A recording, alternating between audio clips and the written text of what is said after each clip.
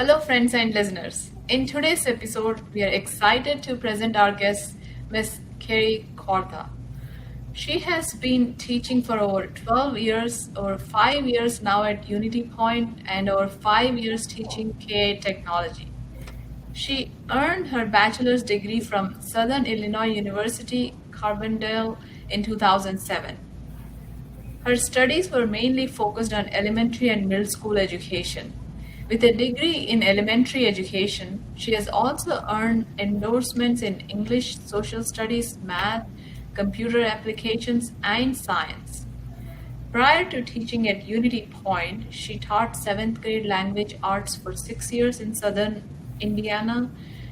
Since she began her teaching career, she's been implementing technology into her curriculum more and more. Miss Quarta, welcome. We are very happy to have you on our show. Let's talk computer science.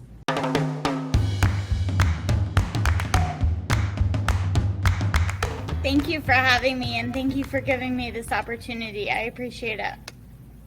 Yep, your background is super impressive, and you are a role model for for me and so many people who might not have started off with teaching computer science or trained for teaching computer science, but being flexible and taking on the challenge and learning on your way. So that's really impressive.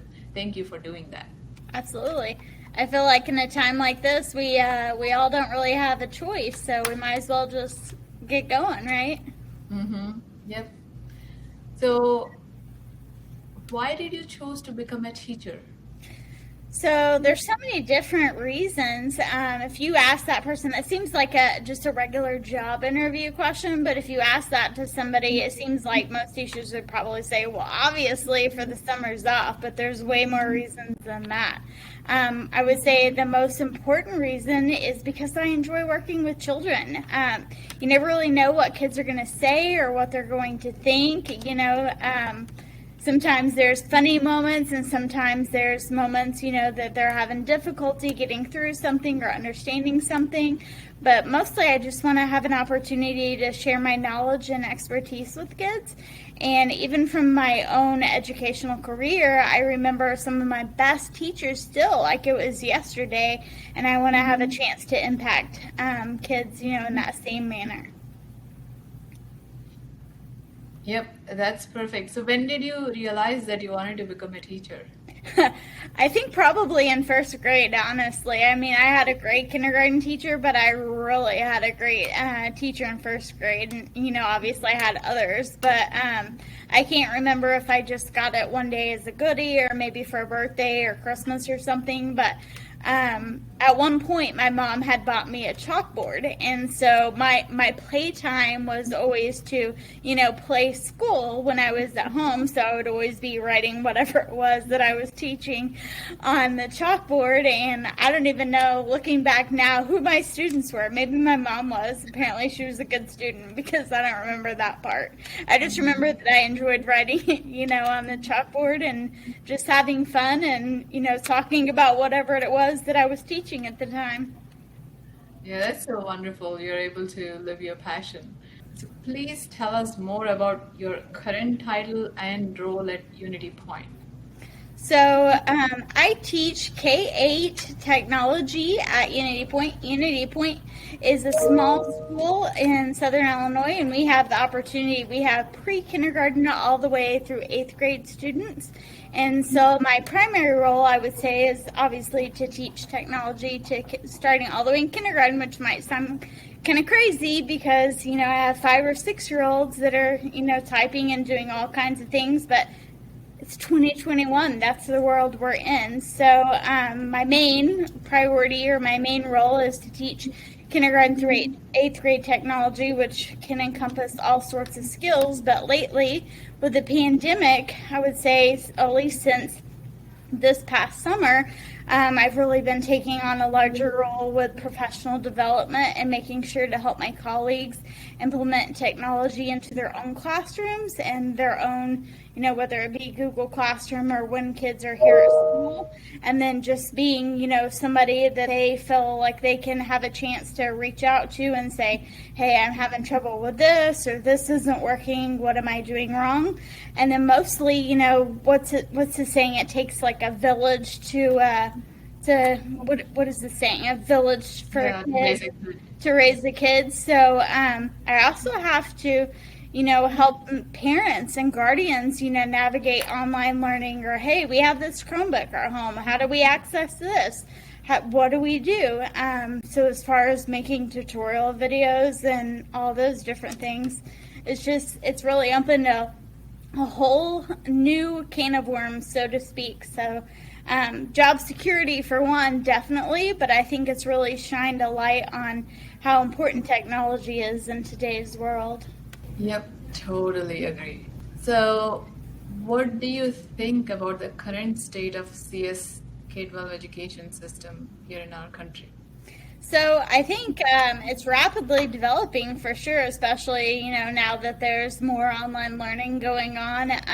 We just had 2 weeks of winter, a week of ice and a week of snow, and we would have used 9 snow days just like that. And luckily, thankfully for online learning, we were able to just keep going and not miss a beat. So I think that CS is rapidly developing, but I also think that as time progresses, more schools are going to begin including it within their regular curriculum. So when you see, math, science, social studies, I think there's a chance you'll start seeing more of CS or more of STEM. But I also think those that don't fully understand it yet will sooner than later realize the true value and the opportunity in education. So do you think CS should be an absolute requirement, like a core requirement for K-12 students, and at what age should we start teaching CS?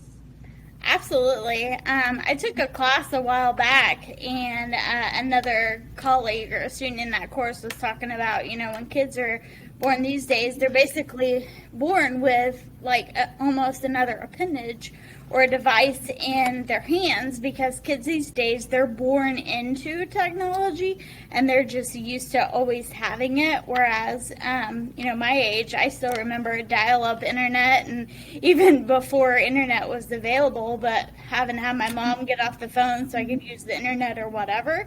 So I think as far as implementing CS into the classroom, I think the younger the better, and they can build upon their skills each year, because we know with anything, the more we do it, the better we get at it.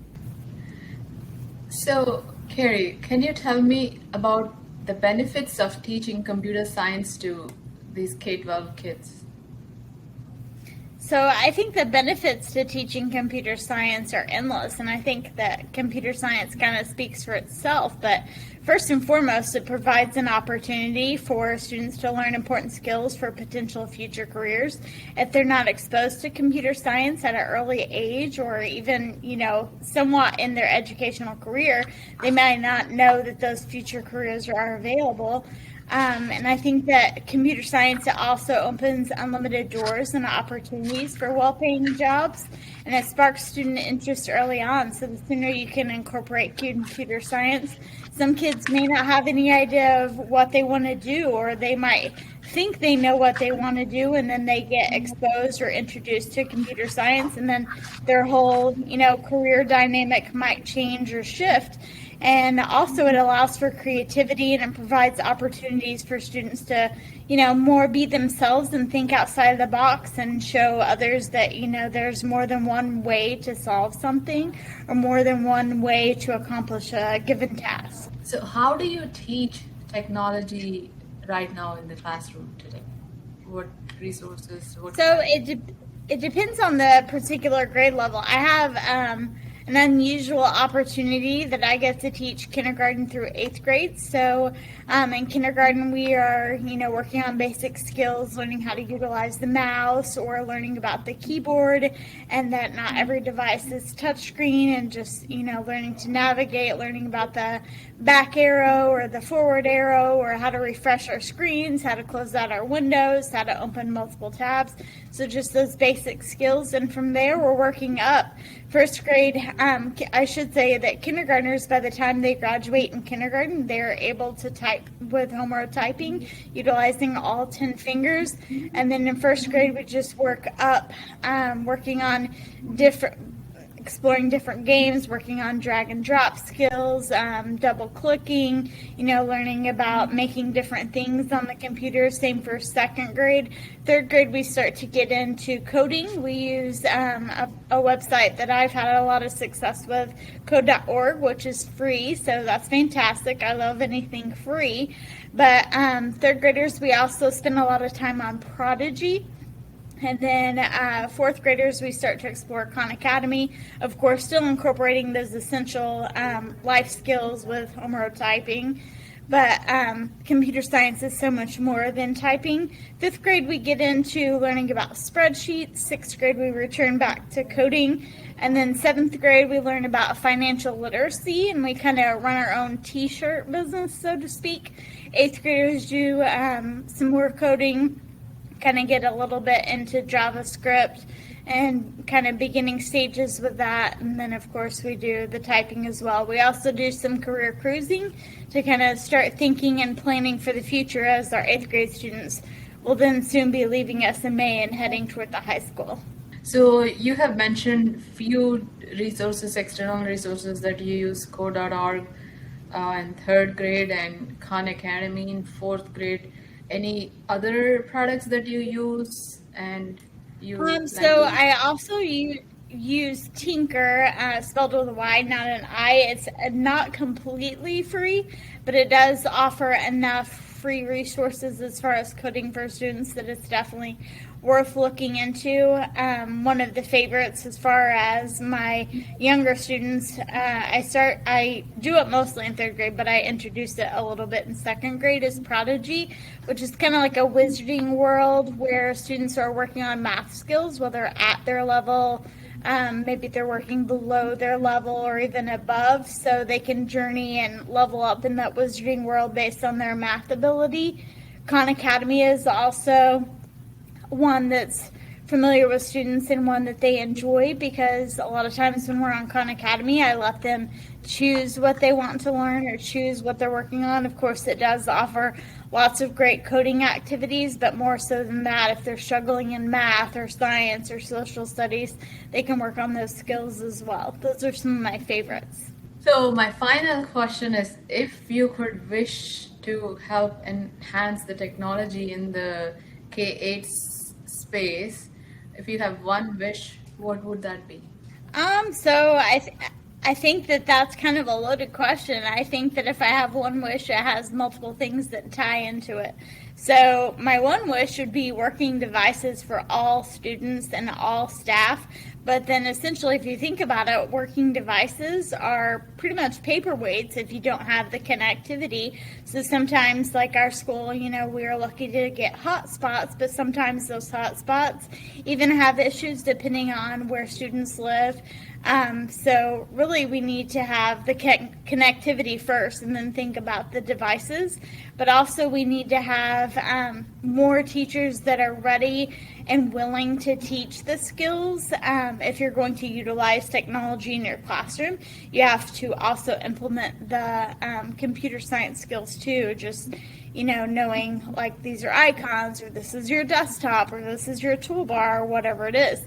And I think that working together as students all have the connectivity they need in the devices, then everyone will be that much more successful. Would you like to share your information if our audience, if our viewers would like to contact you? How would they get in contact with you? Yeah, absolutely. So if other teachers or other individuals are interested in learning more about the resources that I discussed or anything else, they can email me at my email address through school. It is kquarta@up140.org. And Quarta is spelled like quart, like a quart of ice cream with an A at the end. So kquarta@up140.org. Thank you, Kerri. Thank you so much for your time. I have learned quite a bit and enjoyed our conversation thoroughly, and I'm very confident that our listeners would also feel the same way. Thank you. absolutely. Thank you for having me.